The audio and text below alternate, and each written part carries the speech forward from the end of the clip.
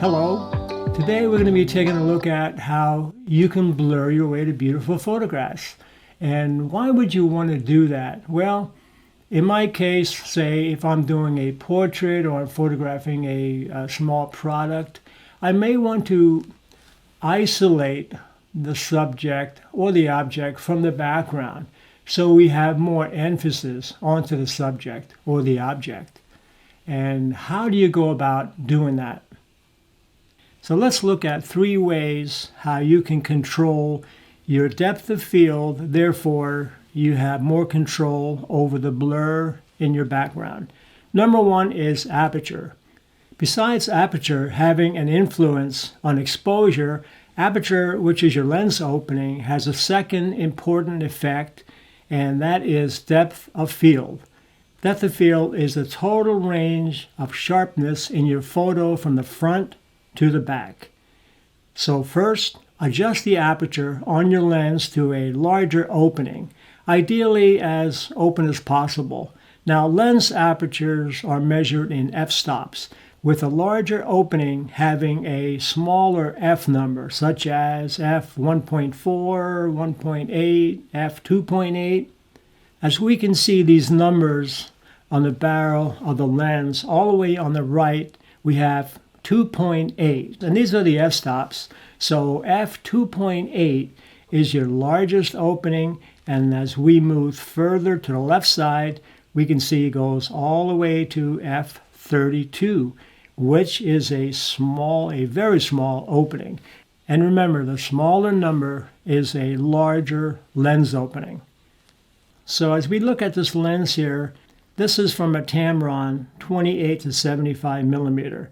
And if we look at the image on the left, it is open all the way at f2.8. You can see the larger aperture on here.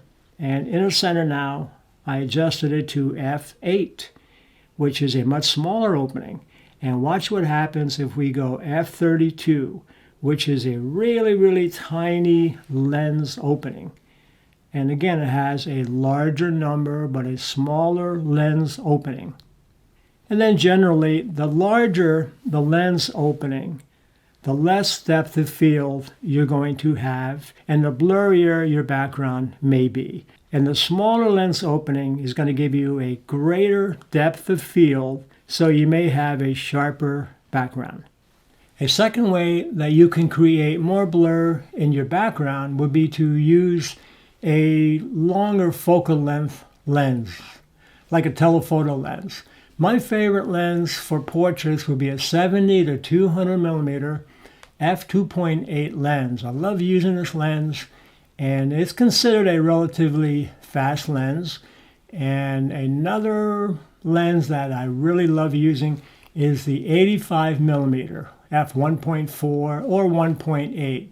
That is, of course, that's a prime lens, where the 70 to 200 is going to be a zoom lens. Now, you can get more blur in your background with a telephoto lens, but it is also possible to use more, say, a medium focal length lens, such as a 50 millimeter, and still get beautiful background blur. And we're going to have a look at that later. So when using a telephoto lens, the subject and the background appear to be compressed closer together.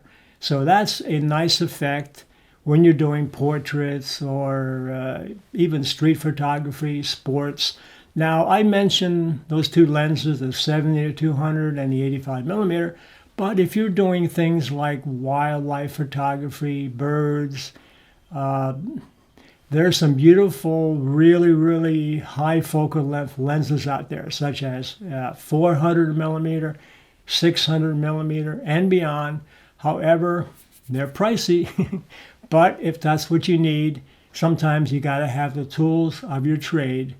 And so that's something else to look at. So use the proper tools for what you're photographing. And the third thing that you can do is move in as close as you can to your subject or the object.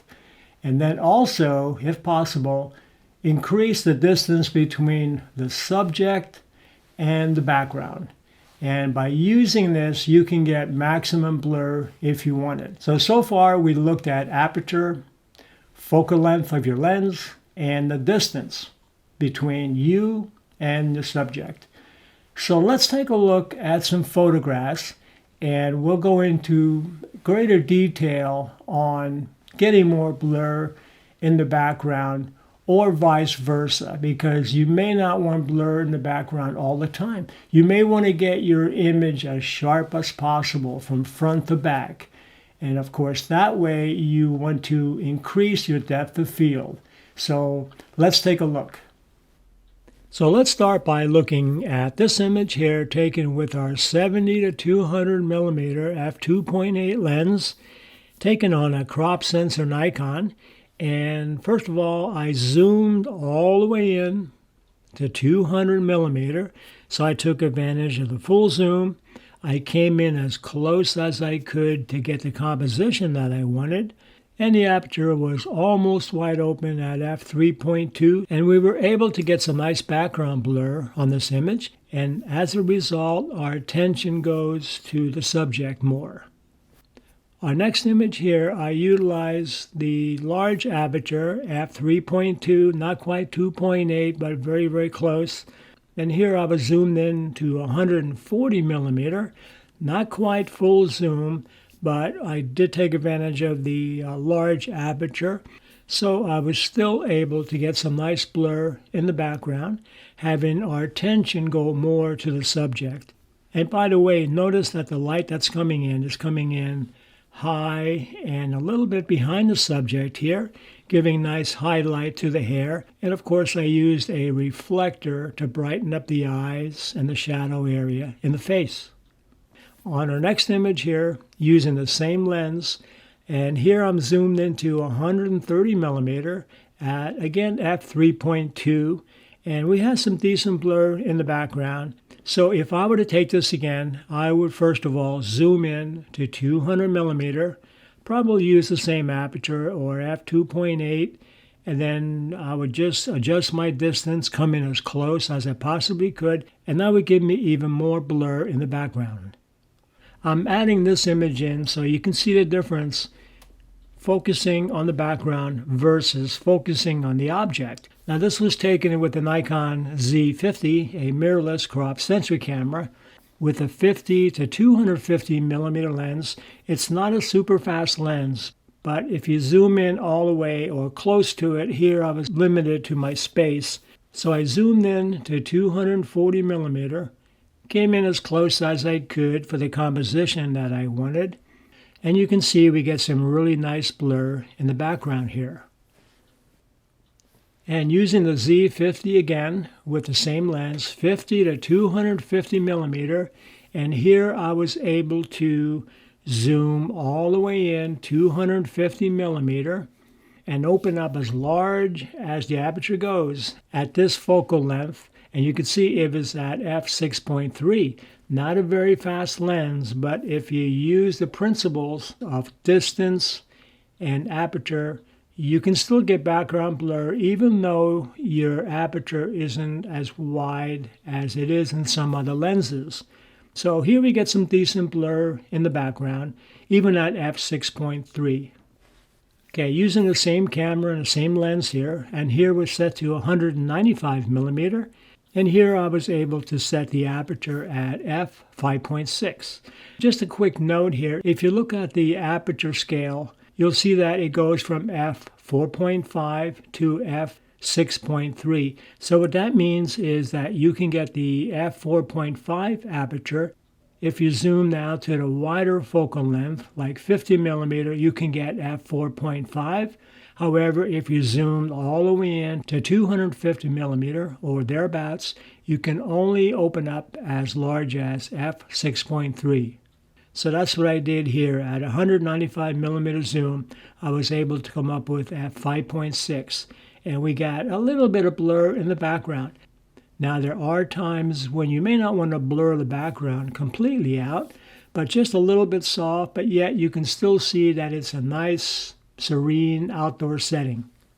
Here I'm using the Nikon 18 to 200 millimeter lens, and this is at a wedding, outdoor wedding, and I was zoomed in to 170 millimeter at f5.6. So I was able to use 5.6 and coming in as close as I could without disturbing too much of the wedding, I was able to keep the hands in the ring sharp where the background and the foreground you can see is a little bit blurry, so we're able to get more of our attention onto the hands and the ring. And here's an interesting way when you're doing close-up photography of products. As an example here, I'm using a 28 to 105 millimeter lens. Not a very fast lens. At full zoom, which is 105 millimeter, I can only open up to f4.5. Not too bad, but in this case here, this was done in a camera room and I was using my strobes. So I was using f16, which is a relatively small lens opening, small aperture. But yet, because I'm so close to this is a macro lens, I was so close to the object here that I was able to get some nice blur in the background, keeping our attention onto the little charm here.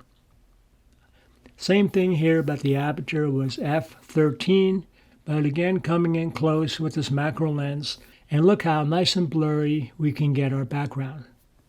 So that pretty much covers how using those three principles of aperture, focal length, and distance that you can control your depth of field and therefore the amount of blur that you want in your background, because you may not even want blur in the background. If you're going to be showing, say, an object where you want to show the whole thing relatively in focus, then you're going to have to make your adjustments a little bit differently.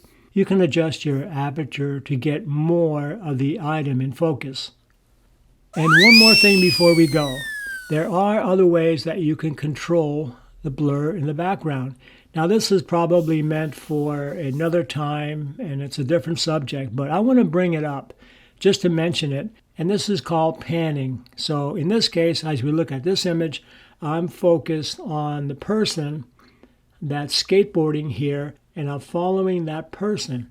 So I can use a relatively slower shutter speed as long as I'm holding the camera reasonably still and following that person. The background is blurred because that's being moved. And here's a good example of showing that. So this actually shows motion while we have our subject relatively in focus. And of course, at 1/25th of a second, if the subject is moving slightly, we may get a little bit of blur, but sometimes that's okay because that denotes movement and speed, and it's kind of interesting. And here's another example of panning, following the subject as he's moving. We get him reasonably sharp and the background is a blur. And something else that we can do to show movement and blur is we can keep our background sharp and stationary, so we're not moving the camera, but yet we're going to be using a slower speed. So the background is sharp, but the person that's moving is going to be a little bit blurry because of our slower speed. But it's a good way. By blurring your subject here, it shows speed and movement, which sometimes can be useful. Now this principle of panning can be very useful for wildlife photographers, like if you're photographing birds and you're using a super telephoto lens. I've seen these great photographers come up with some beautiful bird photos where the bird is just soaring and everything behind the bird is a blur. And by using panning, the bird is in sharp focus. Now the trick here is to practice this and experiment with different shutter speeds so you can have an idea how each different speed can vary your blur. Something else that needs to be pointed out is you saw some of the aperture settings that aren't really on the aperture scale. Like here we're looking at the lens barrel going from f32, which is its smallest opening, higher number, all the way to f2.8 at its largest lens opening. And as you remember, some of the settings were f3.2. So how do we explain that? So the cameras of today, at least my Nikons anyway, the aperture can be adjusted in increments of thirds. So in other words, I can go from f2.8 and the next third will be f3.2, and then it goes to 3.5 before it goes to f4. And then from f4 again, we can go to the next third, which is f4.5, f5, and then finally f5.6. So that explains how we get those in-between numbers that may not be on the aperture scale or even on your lens.